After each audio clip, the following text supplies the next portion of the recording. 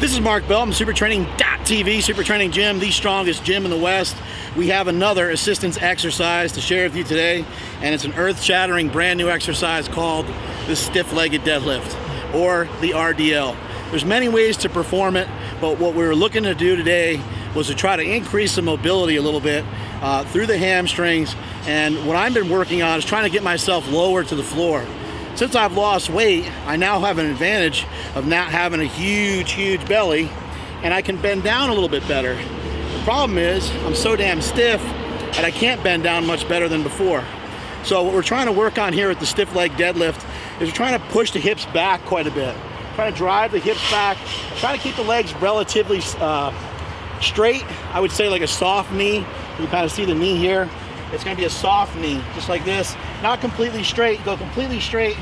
Might put too much stress on some of those ligaments and tendons back there.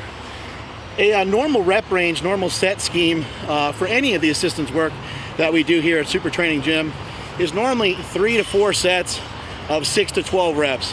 And that gives you quite a bit of variety and gives you a lot to choose from. But today, we pretty much stuck with about 6 reps. You also saw that we utilize straps. Part of the reason is, you can see my hand. That's the way I started my day today.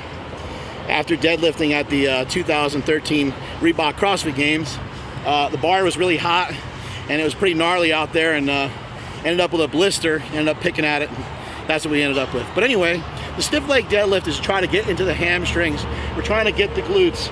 I also went with a little bit wider stance than what you would typically see, and that's to try to get into the kind of outer glute, to try to get into those kind of side ass muscles that help build up the sumo deadlift. Before we did the stiff leg deadlifts, we also did some pulls from the floor, then we did some block pulls, and then finally our third deadlift exercise of the day was the stiff leg deadlift. And that is it from supertraining.tv.